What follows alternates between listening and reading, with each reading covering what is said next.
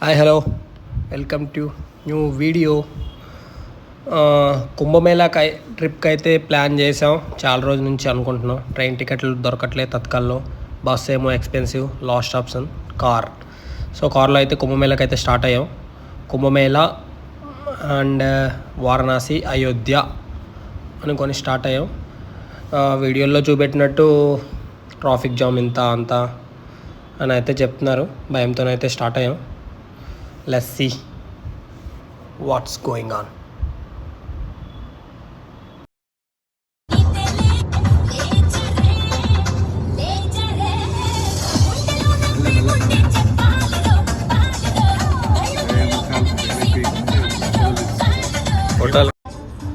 మన ఇన్స్టాలో చుక్కలు చెప్పినట్టయితే రోడ్స్ ఆర్ ఏం బ్లాక్ అయ్యావు. 400 కిలోమీటర్స్ బ్లాక్, 500 కిలోమీటర్స్ బ్లాక్. ఎవరో రావద్దు, వెహికల్స్ తెచ్చుకోవద్దు అని చెప్పినట్టయితే ఏం లేదు. ఇక్కడ రోడ్స్ అన్నీ చాలా ఖాళీగా ఉన్నాయి. ఎవరైనా రావచ్చు.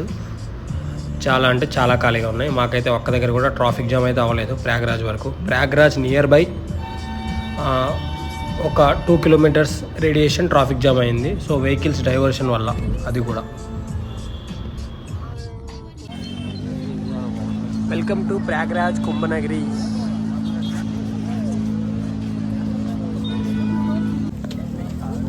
మొత్తానికి కుంభనగర్ ప్రయాగరాజ్ అయితే వచ్చాం. 26 గంటల కఠోర డ్రైవింగ్ శ్రమతో కుంభనగర్కి అయితే రీచ్ అయ్యాం. రావడానికి నానా తంటాలు అయితే పడ్డాం. ఇప్పటికైతే రీచ్ అయ్యాం. ఇదే సెక్టార్ 24. ఇక్కడ నుంచి దారులు వేరువేరుగా ఉంటాయి. ఘాట్కి అయితే రీచ్ అయ్యాం. ఇదేం ఘాటో మాకు కూడా తెలియదు. కొంచెం ఫేమస్ ఏ టెంపుల్ 50 పుల్లలో అమ్ముతా ఉంటాయి. ఈయనే అమ్మింది అయితే.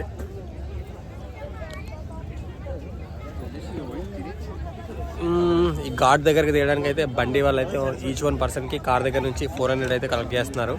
మేము కార్తో డైరెక్ట్ తీస్తే డిఫరెంట్ సెక్టర్ 24 దగ్గరికి రావడానికి అయితే మాకైతే కార్కి 500 ఛార్జ్ చేశారు. నార్మల్గా అయితే కార్స్ అయితే ఇక్కడికి రూట్ లేదు, ఎవరు చెప్పట్లేదు కూడా. బండి చిన్న చిన్న గల్లీల్లో తేయడానికి అయితే 500 ఛార్జ్, మళ్ళీ తీసుకెళ్ళడానికి అయితే ఇంకో. ఇగో ఇదే ఘాటు. This is the ghat.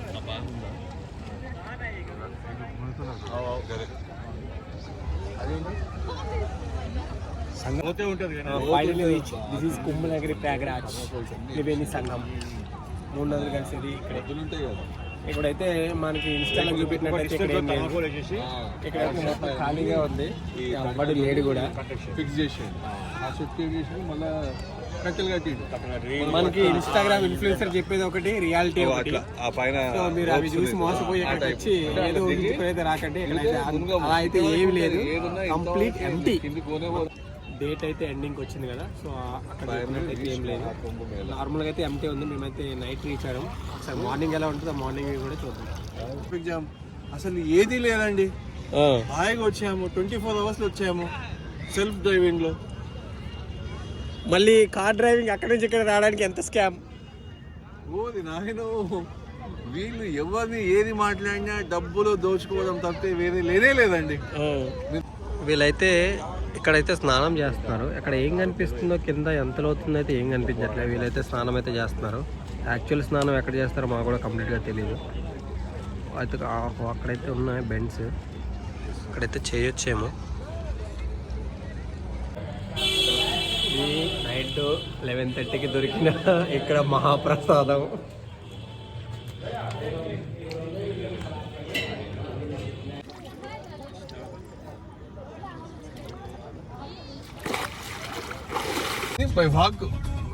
Time అయితే నైట్ 2 అవుతుంది. హెవీ క్రౌడ్ వస్తుంది. ఇప్పుడు మాదైతే స్నానం అయిపోయింది. ఈ క్రౌడ్ అంతా ఎక్కడి నుంచి వస్తుందో మాకైతే తెలియదు.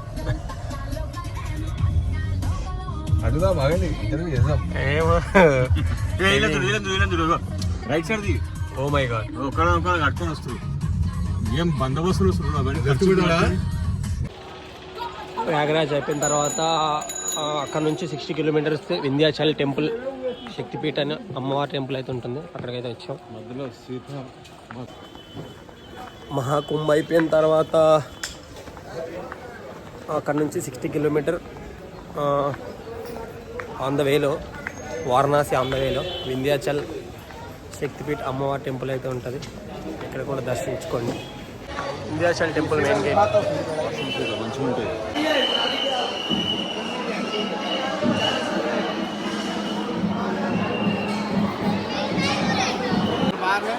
ये सिद्ध पीठ है, यहाँ पे माता का कोई अंग नहीं गिरा हुआ है। ये जो मतलब कि बॉडी कोई पार्ट नहीं गिरा हुआ है। माता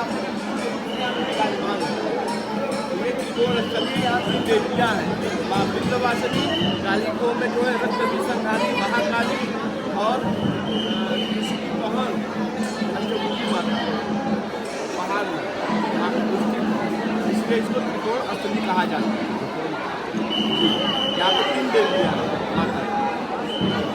ఇంతకుముందు చెప్పినానైతే గైడ్ మాకు టెంపుల్లోకి తీసుకెళ్ళింది అతనే. పర్ 600 or 500 ఛార్జ్ చేస్తారు. ఆ లోపల టెంపుల్ దర్శనం చేయిస్తారు వాళ్ళు షార్ట్ కట్లో. దర్శనం కంప్లీట్.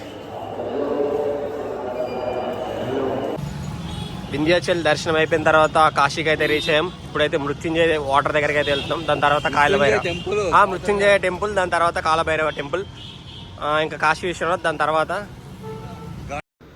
మాకు ప్రయాగ్రాజ్లో అంత క్రౌడ్ అంతే కనిపించలేదు, కానీ కాశీలో అయితే హెవీ క్రౌడ్ ఉంది. కార్ పార్కింగ్ అయితే ఎక్కడ లేదు. చాలా ఒక 3-4 అవర్స్ వెతికిన తర్వాత ఒక చిన్న గల్లీలో అయితే పార్క్ చేసి అక్కడ నుంచి టెంపుల్కి అయితే నడుచుకుంటూ వచ్చాం మేమైతే. మృత్యుంజయ టెంపుల్.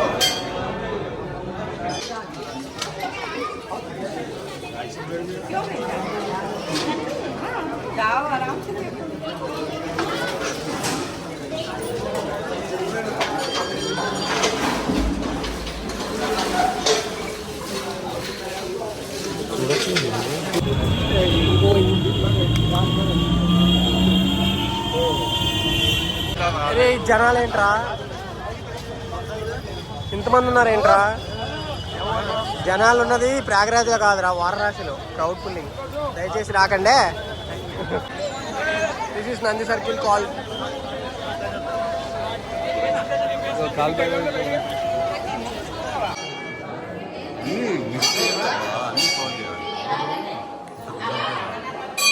చాలు.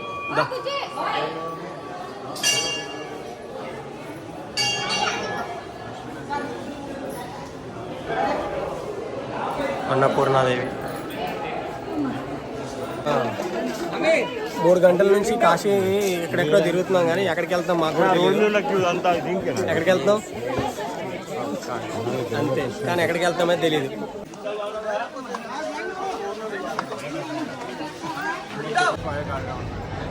ఇది ట్యాంక్ బండ్ ఘాటా?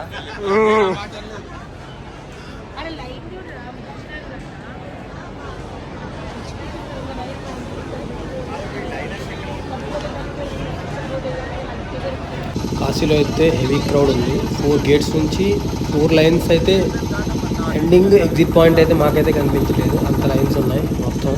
సో ఏం చేయాలో తెలియక ఇంతవరకు అయితే బోట్కి అయితే ఎక్కాం. పర్ పర్సన్ 350 అంటున్నారు, బార్గెన్ చేస్తే 200 పర్ పర్సన్. ఒక 2-3 అవర్స్ మొత్తం మనకున్న కాశీలో ఉన్న ఘాట్స్ అన్నీ అయితే ఎక్స్ప్లోర్ చేస్తారు. ఇదైతే షేరింగ్ బోట్ కాబట్టి మనమే చూసుకోవాలి ఘాట్స్ నేమ్స్ అన్నీ. వాళ్ళైతే ఏం చెప్పరు, వాళ్ళు చెప్పి గైడెన్స్ ఇవ్వడానికి సపరేట్ బోట్ ఉంటుంది. సో దానికైతే 4000 పర్, ఎంతమంది ఉంటే అంతమంది అంట, పర్ పర్సన్ 4000 అంట ఛార్జ్. అదైతే హెవీ కాస్ట్. ప్రజెంట్ ఉన్న క్రౌడ్ అయితే దాన్ని బట్టి కాస్ట్ ఇక్కడ.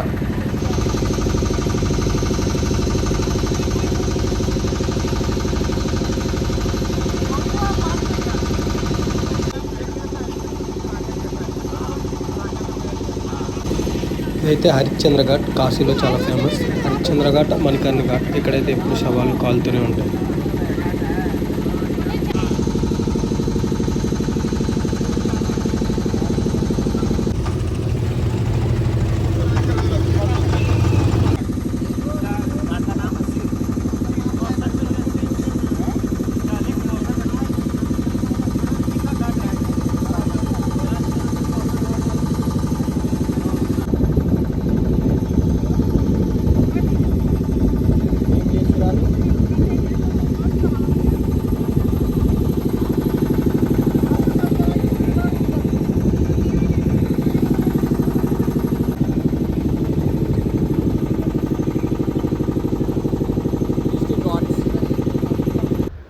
బోట్లో వచ్చిన తర్వాత అవతల ఒడ్డుకి అయితే ఒక 20 మినిట్స్ ఆపుతాడు. స్నానాలు చేసుకునే వాళ్ళు స్నానాలు చేసుకోవచ్చు, వాటర్ ఫిల్ చేసుకునే వాళ్ళు వాటర్ ఫిల్ చేసుకుంటారు. దాని తర్వాత మళ్ళీ యాజ్ టీస్ మీరు ఏ ఘాట్లో ఎక్కారో ఆ ఘాట్లో అయితే దించేస్తారు. ఇక్కడ బోట్ అవతల మొత్తం ఎడారి టైప్ అయితే ఉంటుంది. ఇక్కడ మీరు క్యామిల్ ఎక్కి కొంతసేపు అయితే అట్లా తిరిగి రావచ్చు. అది మణికర్ణిక ఘాట్.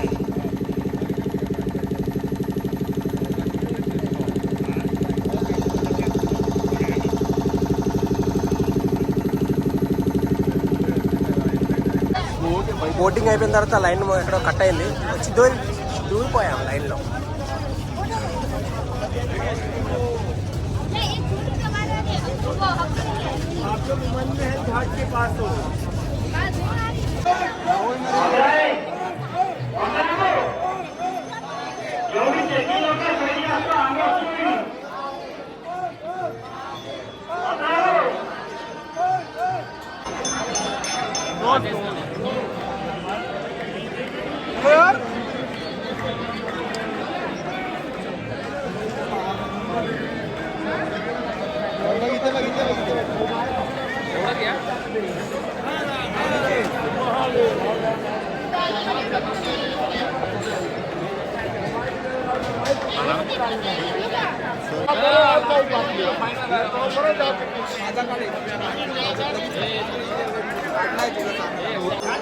కాశీలో అయితే ఆ క్రౌడ్ చూసి దర్శనం అవుతుందా అవుదా అని అనుకున్నాం, కానీ బోట్ రైడ్ చేసి వచ్చిన తర్వాత లైన్ స్ప్లిట్ అవ్వడం వల్ల లైన్లో అయితే వచ్చేసాం.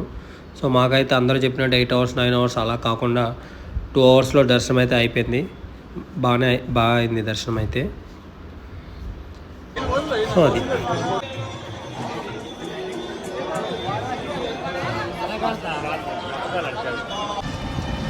గోయింగ్ అయోధ్య.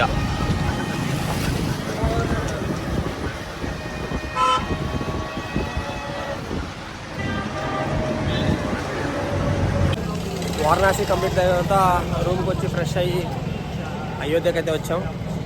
రిక్షా అయితే 800 మీటర్స్ తీసుకొస్తుంది. అక్కడ నుంచి అయితే నడుచుకొని అయితే రావాలి. టెంపుల్ దగ్గరికి అయితే వెళ్తున్నాం. ఇక్కడ నుంచి అయితే 1.4 km ఉంటుంది, నడుచుకుంటూనే వెళ్ళాలి డ్యూ టు హెవీ క్రౌడ్.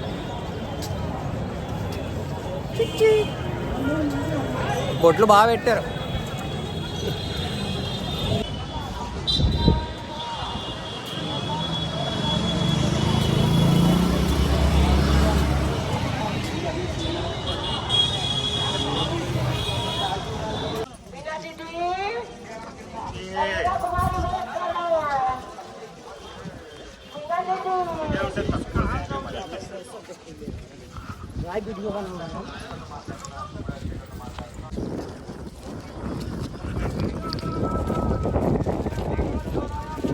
మాకైతే స్టార్టింగ్లో చెప్పినట్టు 1.3 కిలోమీటర్స్ అయితే కాదు.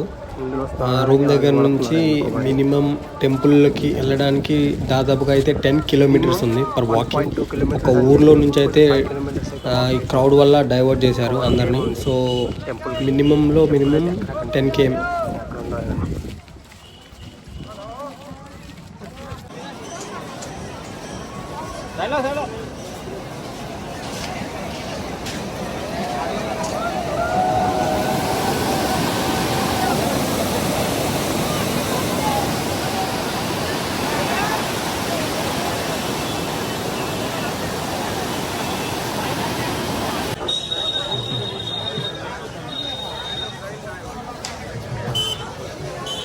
विश्वामित्र कालिया जो हिमाचल से आए हुए हैं. అయోధ్య కుదిరితే రాకండి, ఇంట్లోనే ఉండండి. క్రౌడ్ చూస్తే తట్టుకోలేరు బాబు.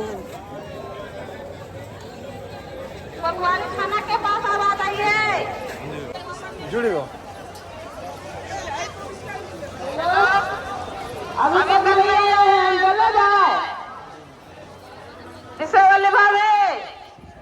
आप कहाँ आ गए?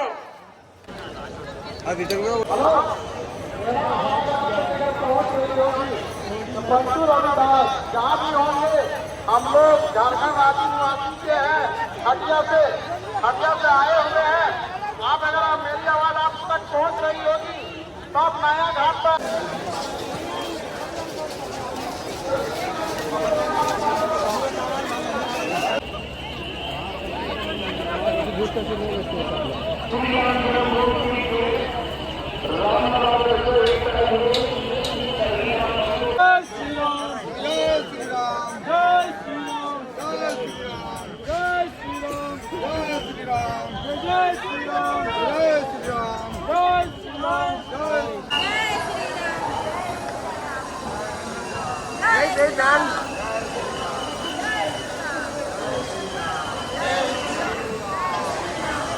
లిటరలీ క్రౌడ్ అయితే లక్షల్లో ఉన్నారు. ఒక సర్కిల్ క్రౌడే మినిమం 2-3 lakhs ఉంటారు. ఒక్కొక్క సర్కిల్ 2 సర్కిల్స్ 3 సర్కిల్స్ ఉన్నాయి. ఒక దాంట్లో లక్షల్లో ఉన్నారు.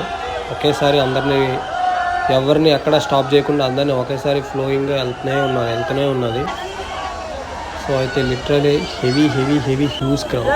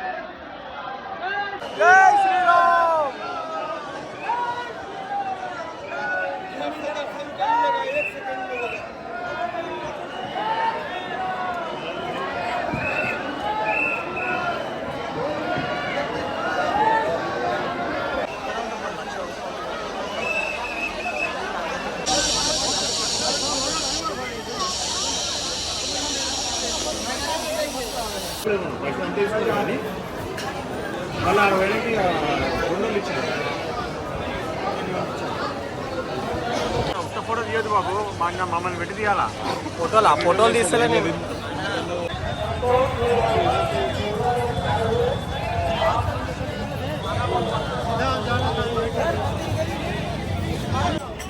మేమైతే అయోధ్యలోకి 1 o'clock అయితే స్టార్ట్ అయ్యాం. మాకు ఓన్లీ వాకింగ్ దర్శనం అయితే తొందరగా అయిపోద్ది. సో ఓన్లీ నడవడానికి 10 kilometers కాబట్టి మినిమం 5 hours పడుతుంది టెంపుల్ దర్శనం చేసుకొని బయటకు రావడానికి. అయితే మాకైతే వెళ్ళినప్పుడు ఎక్కడ ట్రాఫిక్ జామ్ తగలలేదు. అయోధ్య ఆఫ్టర్ దర్శనం తర్వాత 30 kilometers తర్వాత లిటరలీ 8 hours ట్రాఫిక్లో ఉన్నాం. నైట్ అంతా 10 kilometers మాత్రమే వచ్చాం. ఎంపీలో మొత్తం విలేజ్లో నుంచి అయితే రావడం వల్ల మాకు చాలా టైం వేస్ట్ అయితే అయింది. సో ఆఫ్టర్ 12 hours తర్వాత ఒక డాబా దగ్గర ఆగైతే డిన్నర్ అయితే కంప్లీట్ చేసి ఇక్కడ నుంచి ఇంకో 800 kilometers అయితే హైదరాబాద్కి ఉంది. And one of the worst traffic in state అయితే ఏది ఉందంటే అది యూపీఏ. Worst ever traffic. మాకు రావడానికి అయితే 36 hours పట్టింది అంత ట్రాఫిక్ ఉండడం వల్ల.